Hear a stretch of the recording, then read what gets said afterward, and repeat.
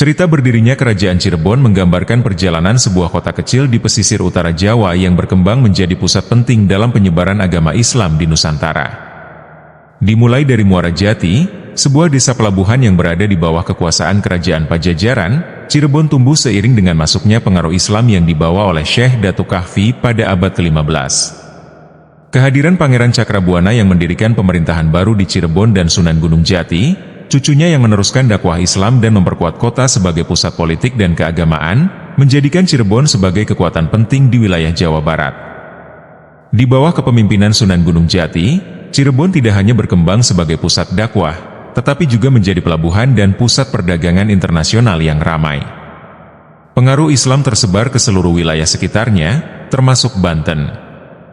Meski Kerajaan Cirebon mengalami perpecahan setelah wafatnya Sunan Gunung Jati, warisan keislaman, budaya, dan seni dari kerajaan ini tetap lestari hingga hari ini. Peninggalan seperti Keraton Kasepuhan, seni batik khas Cirebon, serta tradisi Islam yang kental masih menjadi bagian penting dari identitas masyarakat Cirebon modern. Cirebon, sebuah kota yang terletak di pesisir utara Pulau Jawa, memiliki sejarah panjang yang erat kaitannya dengan perkembangan Islam di Nusantara. Di masa lampau, kota ini dikenal sebagai Muara Jati, sebuah desa nelayan dan pelabuhan kecil yang merupakan bagian dari wilayah Kerajaan Pajajaran, sebuah kerajaan Hindu-Buddha yang besar di Jawa Barat. Pesisir utara Jawa saat itu merupakan jalur perdagangan internasional. Pedagang dari berbagai negara seperti Tiongkok, India, dan Timur Tengah sering singgah di pelabuhan ini, menjadikan Muara Jati tempat yang strategis dalam pertukaran budaya dan agama.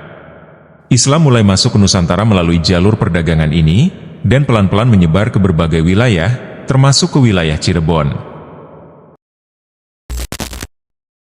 Pada abad ke-14, masyarakat di sekitar Cirebon masih memeluk agama Hindu dan Buddha, sebagaimana ajaran yang dianut oleh Kerajaan Pajajaran. Kehidupan masyarakat di pesisir Muara Jati sangat bergantung pada aktivitas pelabuhan, perdagangan, dan hasil laut. Dalam sistem pemerintahan lokal, Cirebon merupakan bagian dari kekuasaan Prabu Siliwangi, Raja Pajajaran, yang berpusat di daerah Pakuan, Bogor. Muara Jati berkembang sebagai sebuah wilayah kecil yang tenang, namun letaknya yang strategis di jalur perdagangan internasional menjadikannya sebagai pintu masuk berbagai pengaruh baru, salah satunya adalah Islam. Pada masa itu, para pedagang Muslim yang datang dari Arab, Gujarat, dan Persia membawa barang-barang dagangan sekaligus memperkenalkan ajaran Islam kepada penduduk setempat. Sekitar abad ke-15, seorang ulama besar bernama Syekh Datuk Kahfi dari Campat tiba di pesisir Cirebon. Beliau dikenal sebagai ulama yang sangat alim dan memiliki wawasan keislaman yang luas. Syekh Datuk Kahfi memilih untuk menetap di Amparan Jati, sebuah kawasan di dekat Muara Jati. Di sini, beliau mendirikan sebuah pesantren sederhana yang kemudian menjadi pusat kegiatan dakwah dan pendidikan Islam. Syekh Datuk Kahfi menyebarkan ajaran Islam dengan pendekatan yang damai dan bijaksana, mengajarkan nilai-nilai moral serta kebersamaan. Beliau juga menjalin hubungan baik dengan masyarakat setempat, termasuk dengan para penguasa lokal. Kehadiran Syekh Datuk Kahfi menjadi salah satu titik awal penyebaran Islam di Cirebon, dan pesantren yang didirikannya menjadi tempat belajar bagi banyak generasi penerus. Perkembangan Islam di Cirebon semakin kuat dengan kehadiran Pangeran Cakrabuana, yang memiliki nama asli Walang Sungsang.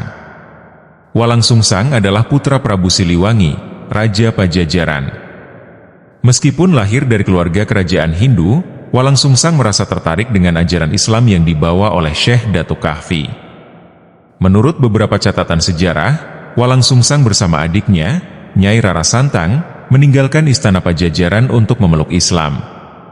Keduanya belajar langsung dari Syekh Datuk Kahfi, hingga akhirnya Walang Sungsang mengambil keputusan untuk mendirikan pemerintahan baru di wilayah pesisir Cirebon. Ia mendirikan sebuah keraton sederhana di kawasan Cirebon, yang kelak menjadi cikal bakal kerajaan Cirebon. Pangeran Cakrabuana membangun kota Cirebon dengan semangat Islam yang kuat. Ia mengembangkan sistem pemerintahan yang berbasis pada nilai-nilai keislaman, tetapi tetap menghormati adat istiadat lokal. Dengan kepemimpinan beliau, Cirebon mulai menarik perhatian banyak pedagang dan ulama dari berbagai wilayah Nusantara dan luar negeri. Perkembangan Cirebon mencapai puncaknya ketika Syarif Hidayatullah, yang lebih dikenal sebagai Sunan Gunung Jati, datang ke Cirebon. Sunan Gunung Jati adalah cucu Pangeran Cakrabuana, putra dari Nyai Rara Santang yang menikah dengan seorang bangsawan Muslim dari Timur Tengah. Beliau tumbuh dengan pengaruh pendidikan Islam yang kuat dan memiliki wawasan luas berkat perjalanannya ke berbagai negara Islam, termasuk Mekah.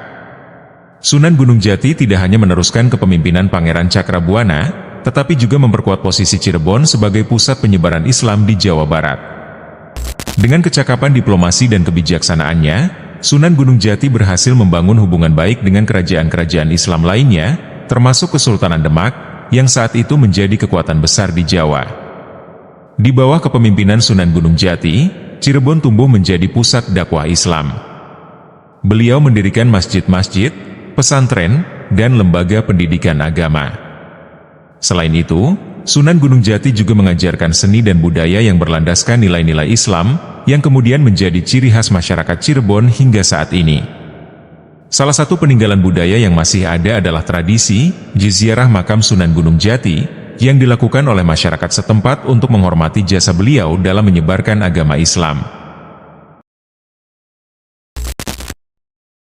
Pada masa kejayaannya, Kerajaan Cirebon tidak hanya berkembang sebagai pusat penyebaran Islam, tetapi juga menjadi pusat perdagangan yang penting di pesisir utara Jawa.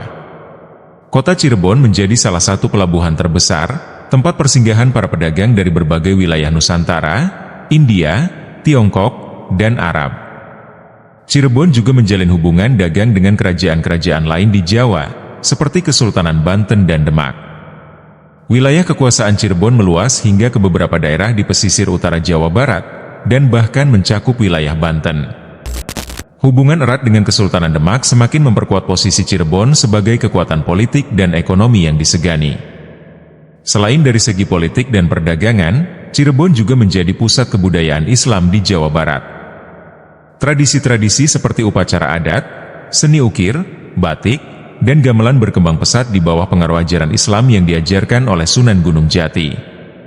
Masyarakat Cirebon hidup dalam harmoni, menggabungkan elemen-elemen budaya Sunda, Jawa, dan Islam ke dalam satu kesatuan yang unik. Setelah wafatnya Sunan Gunung Jati pada tahun 1568, kerajaan Cirebon mulai mengalami perpecahan. Anak cucu beliau yang mewarisi tahta tidak dapat mempertahankan persatuan kerajaan. Akibatnya, pada abad ke-17, kerajaan Cirebon terpecah menjadi beberapa kesultanan kecil, yaitu Keraton Kasepuhan, Kanoman, dan Keprabonan. Meskipun terpecah, ketiga keraton ini tetap memiliki hubungan kekeluargaan dan menjaga nilai-nilai keislaman serta tradisi yang diwariskan oleh Sunan Gunung Jati. Perpecahan ini membuat kekuasaan politik Cirebon melemah, namun pengaruh spiritual dan budaya tetap kuat. Hingga saat ini, Cirebon dikenal sebagai kota yang kaya akan tradisi dan sejarah, terutama dalam hal penyebaran Islam. Warisan kerajaan Cirebon masih terasa hingga kini. Keraton Kasepuhan, Kanoman, dan Keprabonan masih berdiri megah dan menjadi saksi bisu kejayaan masa lalu. Tradisi-tradisi Islam yang diajarkan oleh Sunan Gunung Jati masih hidup dalam kehidupan masyarakat Cirebon, seperti tradisi ziarah, tahlilan, dan pengajian. Tidak hanya itu, Cirebon juga menjadi pusat seni dan budaya yang unik, yang hingga saat ini masih dipelajari dan dilestarikan. Seni batik khas Cirebon, seperti motif Megamendung, menjadi salah satu warisan kebudayaan yang diakui di tingkat nasional dan internasional. Kerajaan Cirebon tidak hanya mencatatkan dirinya dalam sejarah sebagai sebuah kerajaan politik, tetapi juga sebagai pusat spiritual dan kebudayaan yang membentuk identitas masyarakat Cirebon dan sekitarnya. Sebuah kisah tentang harmoni, dakwah, dan kebangkitan Islam di Nusantara yang akan selalu menjadi bagian penting dari sejarah Indonesia.